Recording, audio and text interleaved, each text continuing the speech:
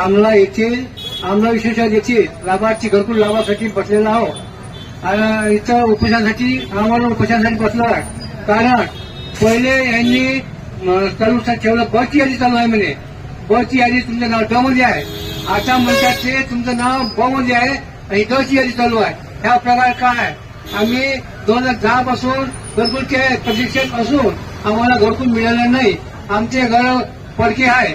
आमची केव्हा आमच्या अंगात भीती पडत याची शाश्वती आहे नाही. घरी मेल्यापेक्षा आम्ही इथं मोठलो आहे. तरी आम्हाला घरकुलचा लाभ देण्यात यावा ही विनंती. तुम्ही यापूर्वी तुमच्या गावातील सरपंचांना कळवले होते का? कळवलंय. 29/11 पासून आम्ही पाठपुरावा करून आलो.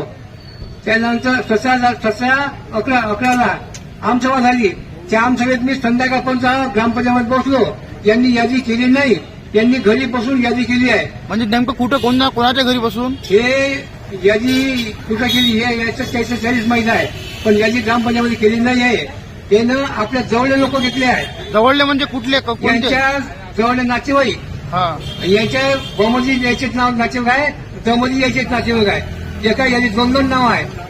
आणि एका घरी 3 घरं यांनी आतापर्यंत दिलेली आहेत. त्यांच्या समाजवाल्याच्या इकडे त्यांच्या नातेवाईकाच्या इकडे आम्हाला एकही घरकुल मिळालं नाही.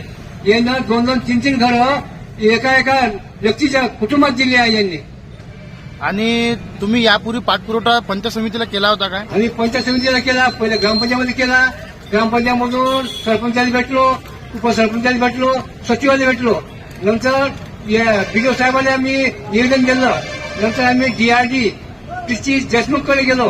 त्यांनी सांगितलं हे तुमचे ड चे नाव आहे. हे ड चे ब मध्ये घेता यायचे हे त्यांनी आम्हाला सांगितलं आहे. कारण का तुम्ही पहिले ड मध्ये होते. आता ब ची जरी चालू असेल किंवा ड ची चालू असेल पण तुम्ही पहिल्यापासून ड मध्ये होते. ड ची यादी चालू आहे घेता यायचे. मग तुम्हाला पंचायत समिती चांदोलींनी काय उत्तर दिलं याबद्दल? त्यांनी आम्हाला उलवाडची उत्तर दिले. ब मध्ये आहे, ड मध्ये आहे. आता ब ची चालू आहे, ड ची चालू आहे. आम्हाला त्यानं सरकार उत्तर दिलं नाही. मग तुमचं काय पुढील पाऊल काय आहे? आमचं पुढे हे मोरे पण उपोषण चालू आहे. आमचं एखादा मेला तर 50,000 लाख दिला 4 अंक येते. तुम्ही केव्हा अर्ज केला होता? 29/11 पासून अर्ज चालू आहे आमचे. 29/11 2023. 2023. हा. तुमच्या यादीमध्ये नाव आलं होतं? नाही यादी नाव नाही आहे. यादी त्याने ब मध्ये केलं आमचं नाव. ड मध्ये होतं पहिले. तुमचा सर्वे झाला होता? हो. आणि ते आता येईन 19 लोकांचे घर पाहिले, पाणी अहवाल केला पण यांनी ठराव बळव दिला नाही. तुम्ही म्हटला का ज्यांना गरज नाही त्यांना घरकुल मिळाले असे काही तुमच्याकडे नाव आहे? हो. काय नाव आहे? गावाचे पूर्ण तुम्ही चौकशी करा होणार. सगळ्याच गावात मोठ्या लोकांचे घर दिले आहे. त्याचे बिल्डिंग आहे. 2 मजली बिल्डिंग आहे. त्याने घर दिले आहे.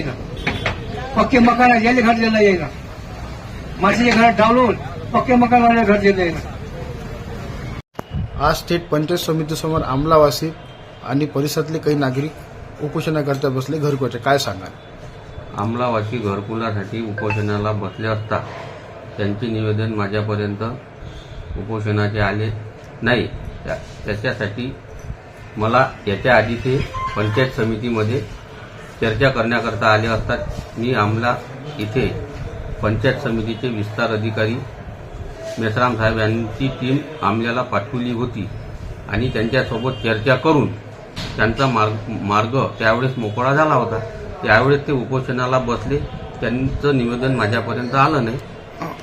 पाठवली असता ते उपोषणाला बसायच्या आधी मला निवेदन प्राप्त न झाल्यामुळे त्याच्याबद्दल मी सविस्तर बीडीओ साहेबांसोबत चर्चा करून त्यांचा मार्ग मोकळा करण्याचे प्रयत्न करीन. आज जे पंचायत समितीसमोर आमलावासी परिसरातील घरकुला बसले काय सांगायचं आहे? 19 लाभार्थी जे आहे त्यापैकी जे 2 आहे त्या एक किसनराव चापले आणि किसनराव निकोरे हे ड यादीतले आहे. यांना आम्ही लाभ देत आहे. यांची फाईल उद्या आमच्याजवळ येऊन जाईल. आणि बाकीचे उर्वरित 17 लाभार्थी आहे ते PMA आहे म्हणजे ब यादीत असल्यामुळं सध्या त्यांचं टार्गेट आमच्याकडे अप्राप्त आहे आणि ते टार्गेट प्राप्त झाल्यावर आम्ही त्यांना खात्रीने लाभ देऊ. म्हणजे 17 लोकांचं तुमचं मग हे सुरू आहे काय त्यांच्याबद्दल माहिती घेणं? हा, त्यांची मोकापाणी झाली आहे. पात्र आहे त्यांची मोकापाणी करून त्यांच्या घर कच्चे आहे वगैरे सगळं आमच्यावर तयार आहे रिपोर्ट. आणि हे उपोषण चालू आहे साहेब तर मग याचा तोडगा काढण्यासाठी किती दिवस चालेल? थंडीच्या दिवसामध्ये तोडगा आता आम्ही प्रयत्न करू ना वरून बोलून की काय करता येईल आपल्याला. आम्ही प्रयत्न पूर्णपणे करू.